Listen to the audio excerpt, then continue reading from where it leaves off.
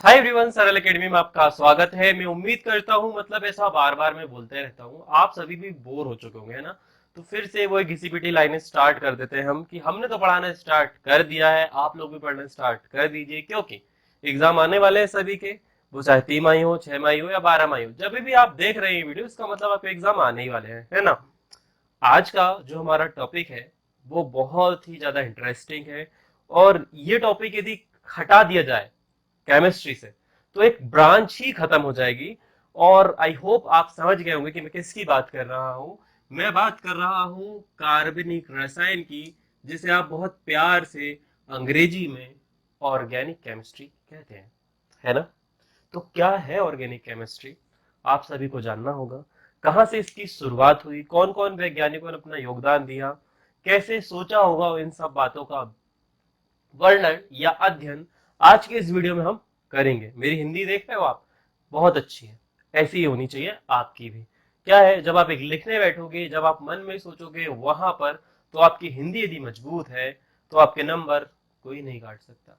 चलिए शुरू करते हैं स्टार्टिंग से कि व्हाट इज ऑर्गेनिक केमिस्ट्री, या फिर जिससे एक प्रश्न निकल के आता है कि क्या है ऑर्गेनिक केमिस्ट्री, यानी कि क्या है रसायन विज्ञान, यानी कि कार्बनिक रसायन। ठीक है, प्रश्न बनेगा कार्बनिक रसायन क्या है। तो सबसे पहले कॉपी में ऊपर हेडिंग लगा देंगे आप, परिचय व परिभाषा। तो परिचय में तो आपको बोल बोल के बताते रहूंगा, परंतु जब परिचय आपको सुनना है और परिभाषा आपको लिखना है मेरे साथ साथ। ठीक है, तो स्टार्ट करते हैं सबसे पहले पॉइंट से, जो कि होता है परिभाषा। हम इस लेक्चर में यह जानेंगे कि कार्बनिक रसायन है क्या, कहां से इसकी शुरुआत हुई, इस चैप्टर में आपको क्या क्या पढ़ना है, इन सब बातों का अध्ययन या वर्णन इस विस्तृत वीडियो में होने वाला है। बट इसका मतलब ये नहीं कि आप बढ़ा बढ़ा के देखो, देखना पूरा, कुछ अच्छी चीजें होंगी। और ये वो चैप्टर है जो आपका आगे तक साथ नहीं छोड़ेगा। चलिए, बात बकवास बातें, मतलब टाइम कंज्यूमिंग बातें खत्म करते हैं और स्टार्ट करते हैं सबसे पहले परिभाषा। तो जो बुक में दी है उसी परिभाषा से मैं स्टार्ट करता हूं। रसायन, देखो यदि लाइन ऐसी नीचे आने लगी तो सीधा कर लेना, क्योंकि सर की प्रैक्टिस थोड़ी कम है बोर्ड पे। रसायन विज्ञान की वह शाखा जिसमें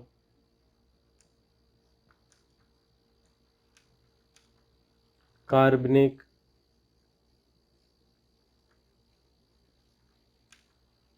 यौगिकों का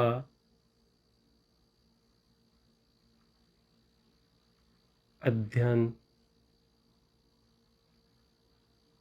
किया जाता है।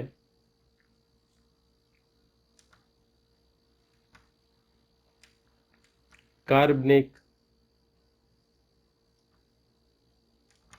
रसायन, ऐसा इन्वर्टेड कॉमा के अंदर, कहलाता है। तो ये जो लाइन हमने लिखी है, क्या आपको इसमें 2 नंबर मिल पाएंगे? रसायन विज्ञान की वह शाखा जिसमें कार्बनिक यौगिकों का अध्ययन किया जाता है, ठीक है, उसे ही आप कार्बनिक कार्बनिक रसायन कहलाता है।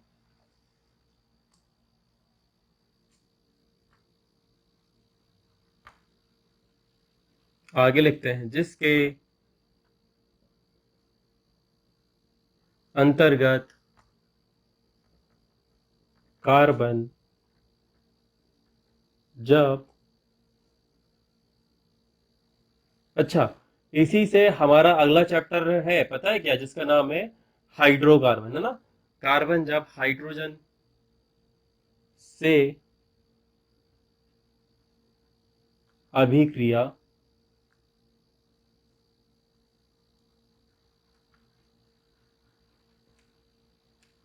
अभिक्रिया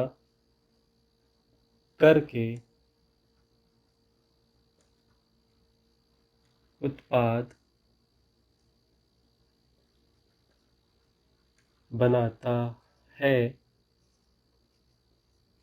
इसे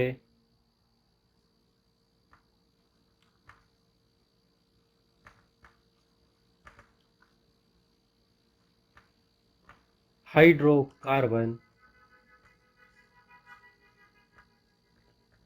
कहा जाता है।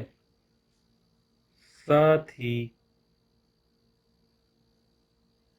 कार्बन और भी अन्य तत्वों जैसे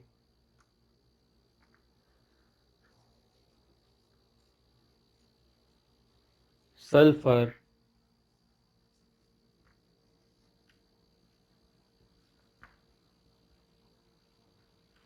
ऑक्सीजन,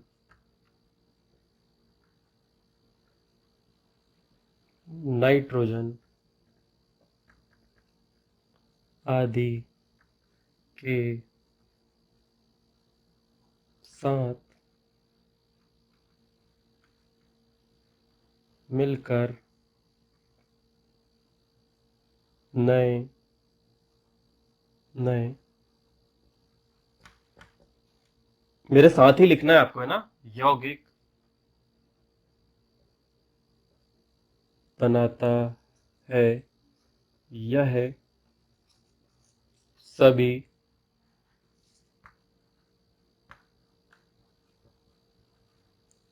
कार्बनिक यौगिक पहली बार है जब सर इतना सारा लिख रहे हैं, अदरवाइज सर ना इतना नहीं लिखते, नॉर्मली बोलते बोलते हैं। परंतु मुझे पता है 11वीं के छात्र हैं, नए नए, आप 10वीं से पास आउट होके इस नई क्लास में आए हो, और एकदम से जो चैप्टर है वो बहुत ज्यादा बढ़ जाता है। तो कोई ऐसी चीज आप ढूंढते हो जहां पर आपको आयता मिल जाए, तो मेरा काम यह है कि आपको एक ऐसा स्टडी मटेरियल तैयार करवाना जिससे आप नोट्स भी बना सके, साथ में आप लिख भी सके और आप उसे पढ़ भी सके। अभी हम परिभाषा लिखेंगे, बाद में हम समझेंगे कि ये सब कैसे जुड़ते हैं, कैसे आबंध बनाते हैं, क्या इनका नाम होगा। और यही सब बातों के विषय में इस चैप्टर पे बहुत विस्तृत या बहुत बड़े रूप में दिया गया है, जिसके कारण ही इस चैप्टर का नाम है कुछ आधारभूत सिद्धांत एवं तकनीकें। वो कौन से सिद्धांत हैं जिससे ऑर्गेनिक केमिस्ट्री का अध्ययन किया जाता है, कैसे वर्गीकरण होगा, कैसे नामकरण होगा, ये सब सारी बातें इस इकलौते चैप्टर में आएंगी, जिसे आप क्या कहते हैं, कार्बनिक रसायन या ऑर्गेनिक केमिस्ट्री। ये रसायन शास्त्र की एक अलग ही ब्रांच है, ठीक है। नॉर्मली फिजिकल केमिस्ट्री होती है, इनऑर्गेनिक यानी अकार्बनिक रसायन, फिर ऑर्गेनिक यानी कार्बनिक रसायन, और एक और पार्ट यदि आप चाहें तो फिर इन्हीं के अंदर सब ब्रांच निकाल सकते हैं, जैसे आप कह सकते हैं biochemistry. There is lots of type of chemistry, परंतु कार्बनिक रसायन एक बहुत बड़ी ब्रांच है जो आपको आगे तक, मतलब जब तक आप पढ़ोगे तब तक साथ नहीं छोड़ोगी। इस संसार में ऑलमोस्ट आधी से ज्यादा चीजें, या मैं कहूं 70 से 80% चीजें में कार्बन कहीं ना कहीं फिट है, ये तो डायरेक्ट रूप से या इनडायरेक्ट रूप से, ठीक है। तो कार्बनिक, और उन्हीं सब बातों का हमें अध्ययन करना है, कैसे नामकरण होता है, ये सब चीजें, ठीक है, क्या कार्बनिक रसायन कहलाते हैं। क्वेश्चन मार्क हट जाएगा, हमने सारी चीजें लिखा दी। तो ये थी परिभाषा। अब बात करते हैं कि कार्बनिक रसायन जो है हमारे, इसका परिचय, इसकी शुरुआत कहां से हुई, कहां से इसकी खोज हुई। ठीक है, तो आप सभी को याद होगा आपका पहला चैप्टर क्या है, पहला चैप्टर भी ऐसे ही है, रसायन शास्त्र की मूलभूत अवधारणाएं, है ना, ऐसे ही है। वहां पर हमने ये पढ़ा था कि रसायन विज्ञान का स्टार्ट कहां से हुआ, कैसे मात्रक होते हैं, किन किन ने द्रव्यमान संरक्षण के नियम दिए, कैसे इलेक्ट्रॉन बना, ये सब उसके आगे वाले चैप्टर में। द्रव्यमान संरक्षण तक की यदि हम बात करें तो काफी सारे वैज्ञानिक आए, है ना, उसमें से एक आए थे एंटोनो लावुसिए। सन जिसे याद ना हो तो आई होप सो, सन होगा 1789। तब लावुसिए ने नियम दिया था अपना कि किसी भी तत्व को ना तो नष्ट किया जा सकता है और ना ही बनाया जा सकता है ना। ऐसे किसी भी तत्व या पदार्थ को ना तो बनाया जा सकता है और ना ही नष्ट किया जा सकता है। तो क्या किया जा सकता है, हम जो करते हैं वो करते हैं अवस्थाओं में परिवर्तन, उसे कहीं से निकालते हैं कहीं जोड़ते हैं बस, और उसी को हमने नाम दे दिया रसायन विज्ञान में क्या, रासायनिक अभिक्रियाएं। तो परिभाषा तो हो गई है। अब हम बात करते हैं परिचय की। तो 1789 लागू से नियम आए, तब तक धातुओं और अधातुओं का पृथक्करण हो चुका था।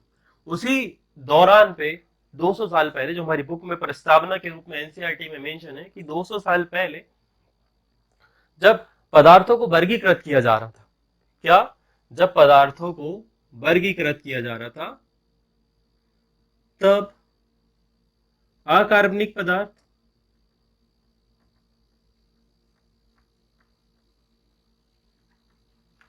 और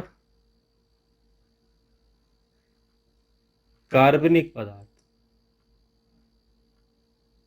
इनका भी वर्गीकरण किया जा चुका था। कब तक, आज से 2 साल पहले, यानी कि 1800 के सन में, या मेन रूप से हमारी बुक में दिया है कहां पे, 1780 के आसपास तक, है ना।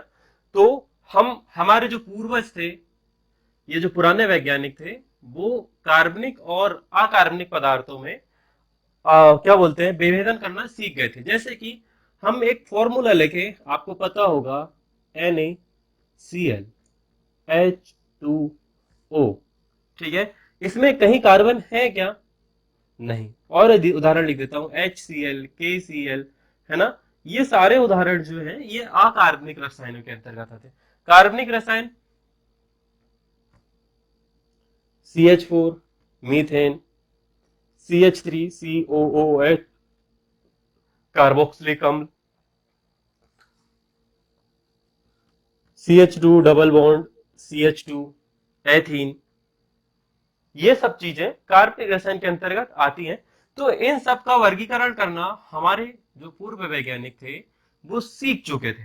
परंतु अभी भी एक क्वेश्चन ये आता है कि सर ठीक है वो सीख गए, परंतु ये निर्मित कैसे हुए, ये बने कैसे, हाउ इट्स मैन्युफैक्चर्ड, मैन्युफैक्चर्ड नहीं बोल सकते, इनका ओरिजिन क्या है, कहां से ये बने।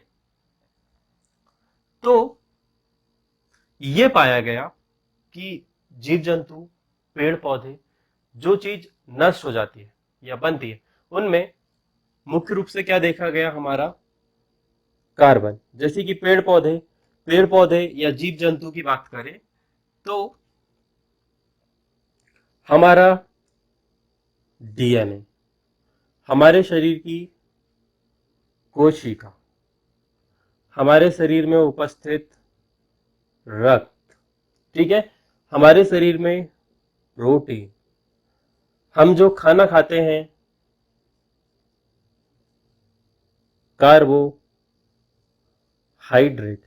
ये सभी, और ये मेन रूप से कहाँ होते हैं, ये होते हैं पेड़ पौधों में। पेड़ पौधों में ये सारी चीजें होती है और ये हमारे अंदर भी होती है। तो जितने भी प्रकार के जीव हैं, क्या है, जीव जंतु हैं जो जीवित हैं, कुछ वैज्ञानिकों ने ये बोला, ठीक है, नाम भी बताऊंगा आगे। तो जितने भी प्रकार के जीव हैं सभी में कार्बन मौजूद है। डन। और ये जो कार्बन है, ये जो कार्बन है, ये लैब में नहीं बनाया जा सकता। और बहुत महान वैज्ञानिक थे शुरू शुरू में जो आए, उन्होंने यही कहा कि भाई साहब जो कार्बन है यह कार्बनिक यौगिक है। सॉरी, कार्बन वैसे भी हमें पता है कि किसी भी तत्व को बनाया तो नहीं जा सकता, ये पहले ही डिसाइड हो चुका था। परंतु जो यौगिक है, जो कार्बनिक यौगिक है, इन्हें लैब में तो नहीं बनाया जा सकता। परंतु इसके पहले मैं देख लूं कि रिकॉर्डिंग चालू है कि नहीं। तो जी हाँ, रिकॉर्डिंग चालू है। तो सन था 1780, कौन सा सन था, ध्यान रहे, हिस्ट्री याद होनी चाहिए। सन था, तो सन था 1780, और साइंटिस्ट थे वर्जिलियस। अब जैसे कि मैं आपको पहले ही बोल चुका हूं कि कुछ साइंटिस्ट का क्या मानना था बेटा, कि जो कार्बनिक रसायन है यानी कि कार्बनिक यौगिक हैं, इन्हें बनाया नहीं जा सकता। अब बनाया नहीं जा सकता, तो प्रश्न उठ के आता है कि सर जब बनाया नहीं जा सकता तो कैसे बने होंगे, किसने बनाया होगा। ठीक है, तो जब भी हमें किसी चीज का आंसर नहीं पता होता तो हम कहाँ जाते हैं, भगवान के पास। और भगवान ने जो शक्ति दी है उसे बोला जाता है जैव शक्ति। यानी कि उन्हें का ये कहना था कि कार्बनिक रसायन को जैव शक्ति यानी ईश्वर द्वारा बनाया, काइंड ऑफ सही बात है, उन्हीं ने ही बनाया है। परंतु जब भगवान ने बनाया तो क्या हम नहीं बना सकते। बहुत सारे अपवाद टाइप की नहीं होती चीजें, यदि किसी ने कोई बात बोली तो उसे नकारने के लिए बहुत सारे लोग होते हैं। तो अच्छी बात है, उत्सुकता होनी चाहिए, सभी में होनी चाहिए कि यदि इसने ये बोला है तो ये किस हद तक सही है, जांच का विषय होना चाहिए। नहीं तो आजकल एक व्हाट्सएप फॉरवर्ड आता है, बाकी के लोग उस पर ध्यान नहीं देते हैं, और वो भी बिना देखे किसी और को फॉरवर्ड कर देते हैं। होता है ना जनरली, फैक्ट चेक कोई नहीं करना चाहता। तो हो सकता है उस समय वैसी सिचुएशन रही होगी कि उन्होंने कहा कि भाई साहब ये जो कार्बनिक रसायन है भगवान द्वारा जैव शक्ति ही बना सकती है और कोई नहीं बना सकता। कौन थे साइंटिस्ट, वर्जी वर्जिलियस। ठीक है, गलत देखा होगा तो एनसीईआरटी में एक बार आप चेक कर लेना, वहां पर सही सही आप कम से कम थ्योरी तो सही बना सकते हो। तो इन्होंने कहा कि ये बनाया नहीं जा सकता। फिर आता है हमारा सन 1845। उसके पहले भी साइंटिस्ट थे, उन्होंने क्या किया, उन्होंने अमोनियम साइनाइड, है ना, हाँ, अमोनियम साइनाइड यानी कि NH4CnO, इसे गर्म कर दिया। अब ध्यान से देखना, इसे क्या कर दिया, गर्म। अब साइंटिस्ट का नाम भी आपको पता होना चाहिए। साइंटिस्ट का नाम है बोलर, एफ बोलर। तो आपके साइंटिस्ट थे एफ बोलर। इन्होंने अमोनियम साइनेट को गर्म किया और आपको एक नया उत्पाद मिल गया जिसका नाम है NH2CONH2, और इसे आपने कहा यूरिया। अच्छा, मुझे स्ट्रक्चर बनाने में बड़ा मजा आता है। स्ट्रक्चर की यदि बात करें हम तो यहाँ कार्बन होगा, डबल बॉन्ड के साथ में ऑक्सीजन जुड़ा होगा, यहाँ नाइट्रोजन होगा, नाइट्रोजन से दो हाइड्रोजन कुछ इस प्रकार से जुड़े होंगे, है ना। तो ये है आपका यूरिया।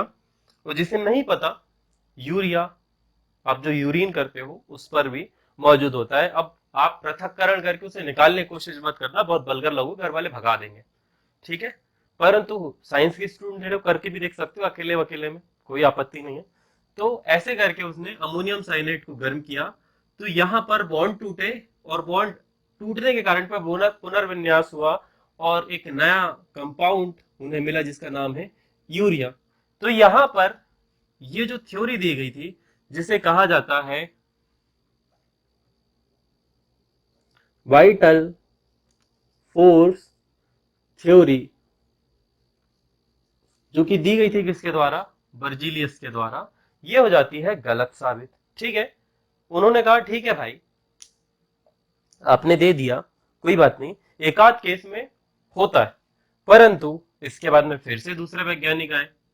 सन था 1845। वैज्ञानिक थे कोल्बे। और कोल्बे ने क्या किया, आपका जो एसिटिक अम्ल है, एसिटिक अम्ल जो कि होता है CH3COOH, ये लैब में बना दिया। इसके बाद में एक और साइंटिस्ट थे, ये भी 1856 के आसपास में, इन्होंने भी लैब में मीथेन बना दी। अब मैं ये आपके लिए छोड़ रहा हूं, ये जो मीथेन है ये कौन से वैज्ञानिक ने बनाया था, ये आप मुझे कमेंट करेंगे। ऑप्शन यदि बता दूं तो नाम इनका बी से चालू होता है। ठीक है, बी से इनका नाम चालू होता है। आप कमेंट करके बताएंगे, इससे मुझे ये पता लग जाएगा कि आपको मैं कौन सा पेज पढ़ा रहा हूँ एनसीईआरटी का, ये आपको पता हो जाएगा।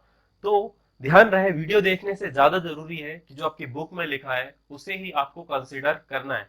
ताकि आपके अच्छे नंबर आए। नंबर काटो आप तो आपके पास में एक साक्ष्य है कि जो मैंने लिखा है वो बुक में छपा है। डन। तो यहां पर आप वैज्ञानिक का नाम भी लिख देंगे। इन्होंने भी मैथेन का संश्लेषण लैब में ही करके बता दिया। तो ठीक है, ये वाला तो बाय मिस्टेक हो गया होगा, गलती से बन गया, बनाने जा रहे थे कुछ बन गया कुछ, परंतु ये तो फैक्ट था ना, इनका उद्देश्य ही रहा होगा कि मुझे ये बनाना है। तो यहां आके पूर्ण रूप से ये थ्योरी जो है जैव शक्ति वाली खत्म हो गई। अब हम कार्बनिक रसायन जो है वो विज्ञान लैब में भी बना सकते थे। अब जब बात आई कि ये बन सकते हैं, बनाए जा सकते हैं, क्या ये बन गए? अब बने तो इतने सारे बने कि नामकरण भी करना होगा, संरचनाएं भी लिखनी होगी, कैसे रासायनिक अभिक्रिया होगी, तो ये सब बातें भी देखनी जरूरी थी। तो इनके लिए लगेंगे नियम। ठीक है, नियम और सिद्धांत, और वही सिद्धांत इस चैप्टर में आप पढ़ने वाले हो। आगे यही होने वाला है, कुछ आधारभूत सिद्धांत और तकनीकें इसी चैप्टर में आप पढ़ेंगे। तो यहां आके आपने ये तो सीख लिया कि कार्बनिक रसायन जैव शक्ति बनाती है, पर साथ में इंसान भी, हम लोग भी बना सकते हैं। उदाहरण लैब में आपके सामने बहुत सारे जो कार्बनिक रसायन है वो बन चुके हैं। देन ये थोड़ा सा सामान्य परिचय या प्रस्तावना जो हमारी बुक में दी थी वो हमने लिख दी। अब बात करते हैं कि वाई कार्बन, ऐसी कौन सी जरूरत आन पड़ी कि कार्बन से रिलेटेड पूरी एक ब्रांच ही बनानी पड़ी? कौन सी ऐसी आवश्यकता पड़ेगी कि केमिस्ट्री का एक पूरा पार्ट ही ऑर्गेनिक के रूप में आपके सामने प्रस्तुत करना पड़ा, एक बुक ही बनानी पड़ी, है ना? तो कार्बन की जो संरचना है, अब जो मैं बात करने वाला हूं आपको, एक्चुअली ये आप पढ़ चुके हो चैप्टर 3 और 4 में, और नहीं पढ़ा है डायरेक्ट, हो सकता है पहला और दूसरा आपका तिमाही एग्जाम में आया होगा, उसके बाद में सीधे जंप हुआ होगा ऑर्गेनिक केमिस्ट्री में, और कुछ बीच में फिजिकल केमिस्ट्री, सॉरी इनऑर्गेनिक का पार्ट है, शुरू वाला भी शुरू वाला इनऑर्गेनिक का है, बीच में कहीं फिजिकल केमिस्ट्री का है, और फिर बाद में लास्ट में ऑर्गेनिक केमिस्ट्री का। तो जो आपने इनऑर्गेनिक केमिस्ट्री में पढ़ा जिसके अंतर्गत परमाणु संरचना आती है, ठीक है, द्रव्यमान संरक्षण का नियम आता है, उसके बाद में दूसरा तीसरा और चौथा चैप्टर जो है जिसमें आबंधन की बात करी गई है, उसमें कार्बन की संयोजकता के बारे में बताया गया है। तो कार्बन की संयोजकता बताने से पहले आपको ये बता दूं, चैप्टर नंबर 2 पे वापस से जाऊंगा जहां परमाणु की खोज हो चुकी थी, और कार्बन के बारे में बीच बीच में कहीं कहीं बात हुआ है कि कार्बन का परमाणु क्रमांक होता है 6, और परमाणु द्रव्यमान होता है 12, 13 भी होता है, 14 भी होता है, वो और बात है कि उन्हें हम समस्थानिक को कंसिडर करते हैं। तो इस हिसाब से जब आप इसका इलेक्ट्रॉनिक विन्यास देखोगे तो ये होगा 1s2, 2s2 और 2p2, है ना? जब आप तीसरे चैप्टर पे जाओगे तो बहुत डिटेल में बताया गया है कि जब s और s ब्लॉक के इलेक्ट्रॉन मिलते हैं तो वहां पर बनता है सिग्मा आबंध। ठीक है, जब s और p मिलते हैं, p कक्षा के इलेक्ट्रॉन मिलते हैं, तभी भी बनता है सिग्मा बॉन्ड। परंतु अच्छा चलो, आपको ऐसे समझ में नहीं आएगा क्योंकि हमने थोड़ा बहुत ज्यादा स्टार्ट कर दिया। तो यहां पर 1s का एक डब्बा बना दीजिए, 2s पे भी एक डब्बा, और p कक्षक पे आते हैं कितने? 3 कक्षक। अब उत्तेजन की अवस्था आती है तो ऐसी कुछ स्थिति निर्मित हो जाती है। ठीक है, 2 इलेक्ट्रॉन इसमें थे, एक उत्तेजन अवस्था, तो कुछ इस प्रकार की संरचना बन जाएगी। अब क्या होगा, इस पर एस ब्लॉक ने एक बनाया, एक इलेक्ट्रॉन ये भी इसमें एस वाला है, ये पी वाला था, एक ये इधर खिसक गया, तो दो तत्वों ने बना लिया एस के साथ में, यानी कि एस ब्लॉक। एक जो आपका डब्बा था उस पे एस था। ठीक है, आगे जा रहे हैं हम थोड़ा सा। एस ब्लॉक का एक इलेक्ट्रॉन था।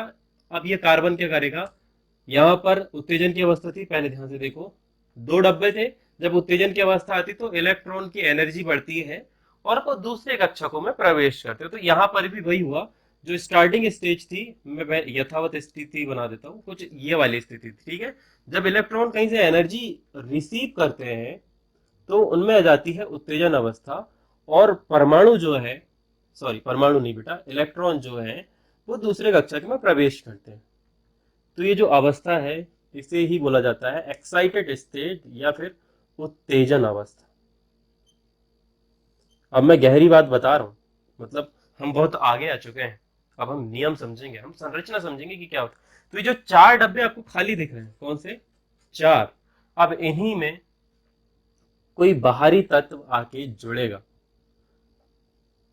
कोई बाहरी तत्व आके जुड़ेगा। इसीलिए ये कहा गया है कि कार्बन की संयोजकता कितने की है, +4 की, यानी कि 4 की। ये 4 तत्वों के साथ में आबंध बना सकता है एक साथ, ठीक है, चाहे तो एक साथ बना ले, चाहे तो संरचना के रूप में बना ले। अब ये कभी अलग तत्वों के साथ बनाता है, कभी दूसरे अपने ही दूसरे तत्व के साथ बना लेता है, या दूसरे परमाणु के साथ बना लेता है। जैसे कि यहां पर देखो क्या हो कि जब ये हाइड्रोजन के साथ आबंध बना ले, हाइड्रोजन की बाहरी कक्षा में कितने इलेक्ट्रॉन होते हैं, एक। अब ये एक इलेक्ट्रॉन हाइड्रोजन यहां पर दे दे, एक यहां पर दे दे, एक यहां पर दे दे, एक यहां पर दे, तो एक नया यौगिक निकल के जाएगा। हाइड्रोजन के टोटल कितने इलेक्ट्रॉन चले गए, 4, तो यहाँ हो जाएगा H, कार्बन का एक, तो ये बन जाएगा CH4, जिसे हम जानते हैं मीथेन के नाम से, है ना। ये हो गया मीथेन। परंतु आपने एक और उत्पाद देखा होगा, CH2 डबल बॉन्ड CH2। यहां पर इसकी संरचना देखोगे, कार्बन द्विआबंध हाइड्रोजन हाइड्रोजन, ये सारे सिग्मा बॉन्ड है। चलो पेन चेंज कर लेते हैं।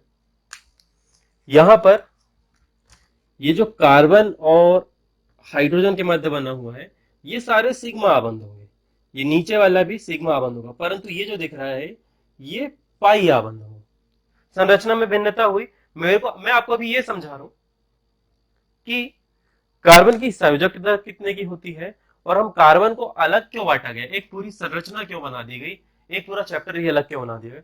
क्योंकि जो कार्बन की संयोजकता है ना, ये अपने आप में ही बहुत यूनिक है, और ये इतने सारे लोगों से आबंध बना सकता है, इतने सारे तत्व यौगिक ये बना चुका है कि इनके वर्गीकरण के लिए एक ब्रांच ही बनानी पड़ी।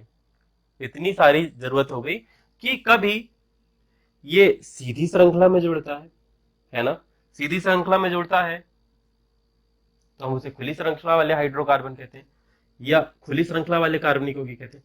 कभी ये बंद श्रृंखला में जोड़ता है, पता होगा आपको, बेंजीन कहते हैं उसे। कभी अभी अलग अलग तरीके से जुड़ता है ना, अलग अलग टाइप से, कभी कभी अपने अणु के साथ भी जुड़ता है, जिसके अंतर्गत इसके खुद के अपर रूप होते हैं। तो इस कारण से कार्बन में ब्रांच बनाने का, यानी कि श्रृंखलन का गुण होता है। काय का गुण होता है बेटा, श्रृंखलन। अब श्रृंखला भी सीधी हो सकती है, श्रृंखला से बहुत सारी ब्रांचेस निकल सकती है, ऊपर भी निकल सकती है, नीचे भी निकल सकती है। तो उसके बाद आता है श्रृंखला के अंतर्गत समावयवता। अब समावयवता क्या होती है, आपको हम इसी चैप्टर में आगे पढ़ाएंगे। जब ये बन जाएंगे तो श्रृंखला ठीक है, सीधी श्रृंखला वाले का नाम अलग होता है, और जो ब्रांच वाली श्रृंखला होती है उसका भी नामकरण अलग अलग होता है। तो यहां पर मैं जब आपको आगे जाने वाला हूं, ये बेसिक था कि कार्बनिक रसायन की एक अलग ब्रांच बनाने की आवश्यकता क्यों पड़ी। ठीक है, थोड़ा सा साउंड आया होगा, ट्रैक्टर जा रहा है बाहर से। तो जो इस चैप्टर में आप पढ़ने वाले हो, अब उसके बारे में बात कर लेते हैं। ये तो मैंने आपको एक बेसिक स्टार्ट दिया कि कार्बन की संयोजकता +4 की होती है, +4 की होती है। क्यों? क्योंकि जब इलेक्ट्रॉन उत्तेजन अवस्था में आते हैं, या फिर आप ये भी कह सकते हो कि अस्टक नियम के अनुसार किसी भी परमाणु के बाहरी कक्षा में 8 इलेक्ट्रॉन होने चाहिए, और कार्बन के में कितने होते हैं बेटा, और कार्बन के बाहरी कक्षा में सिर्फ 4 इलेक्ट्रॉन होते हैं, यानी कि दूसरी कक्षा में सिर्फ 4 इलेक्ट्रॉन होते हैं, और उसे अपनी बैलेंसिंग कंप्लीट करने के लिए 4 इलेक्ट्रॉनों की आवश्यकता होती है, जिस कारण से वह अलग अलग तत्वों के साथ में जुड़ता है और अपनी बैलेंसिंग को कंप्लीट करता है। डन।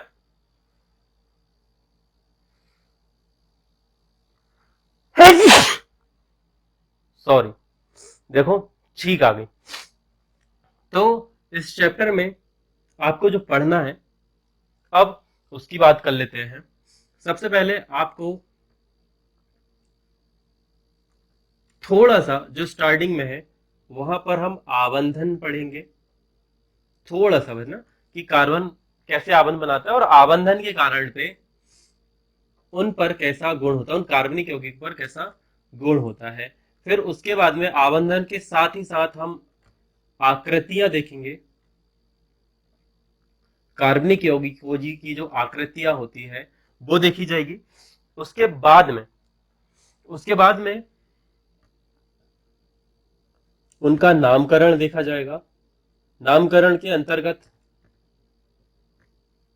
सामान्य नाम और आईयूपीएसी नाम, ठीक है। फिर नामकरण के बाद में हम कार्बनिक यौगिकों का वर्गीकरण देखेंगे। वैसे ये तीसरे नंबर के बाद में इधर आता। वर्गीकरण कैसे, खुली श्रृंखला वाले अलग और बंद श्रृंखला वाले अलग। और जब बन जाएंगे तो हम ये देखेंगे किन विधियों द्वारा इनका पृथक्करण, बनने के बाद में पृथक्करण या फिर संश्लेषण किया जा सकता है। जब बन गए, जब ये सब कुछ बन गए तो बनने के बाद में इन्हें अलग अलग कैसे किया जा सकता है। और उसके बाद में कुछ और भी जो छूट जाएगा, जो हम बताना भूल रहे हैं, जैसे कि देख लिया जाए तो हाँ, आईयूपीएसी नामकरण के अंतर भी आपको कुछ टेबल्स देखने को मिलेगी, उसे हम समझाएंगे। और कौन कौन सी अभिक्रियाएं, मतलब ये अलग अलग प्रकार से कौन कौन सी अभिक्रियाएं किस किस से कर सकते हैं, इस चैप्टर के अंतर्गत आती हैं। तो 1 2 3 4 5 6 मोटा मोटा यदि हम देखें तो 6-7 पॉइंट इस चैप्टर से निकल के आते हैं जो कि आपको पढ़ने हैं। और जिसे ऑर्गेनिक केमिस्ट्री से प्यार ना हो तो वो बिल्कुल कर ले। मैं ये नहीं बोलूंगा कि भागे दूर, क्योंकि भागते कायर हैं, जो बहादुर होते हैं वो सामना करते हैं। तो ऑर्गेनिक केमिस्ट्री के लिए चैप्टर ये समझ लो नींव का पत्थर है। नींव का पत्थर नहीं पता तो सर्च कर लेना इस मुहावरे का हिंदी में मतलब क्या होता है। तो ये जो चैप्टर है ये समझ लो कि बेस है, नींव है तुम्हारे घर की। और यदि ऑर्गेनिक केमिस्ट्री मजबूत बनानी है तो इस चैप्टर का साथ बनाए रखना, लेक्चर देखते रहना, नोट्स बनाते रहना। मैंने बेसिक हिस्ट्री भी बता दी, परिभाषा भी बता दी, और ये भी बता दिया इस चैप्टर में क्या क्या होने वाला है। कार्बन की संयोजकता के बारे में थोड़ा सा बताया है, ठीक है। आगे और पढ़ेंगे हम सिग्मा वन क्या होते हैं, पाई वन क्या होते हैं। वैसे ये चैप्टर 3 का है, 3 और 4 का है, परंतु हम जब कार्बनिक रसायन पढ़ रहे हैं तो हमें कार्बन के विषय में थोड़ा बहुत अध्ययन करना ही पड़ेगा।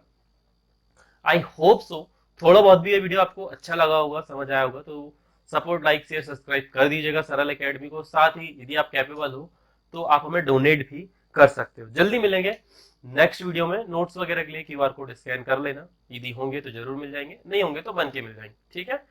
राधे राधे।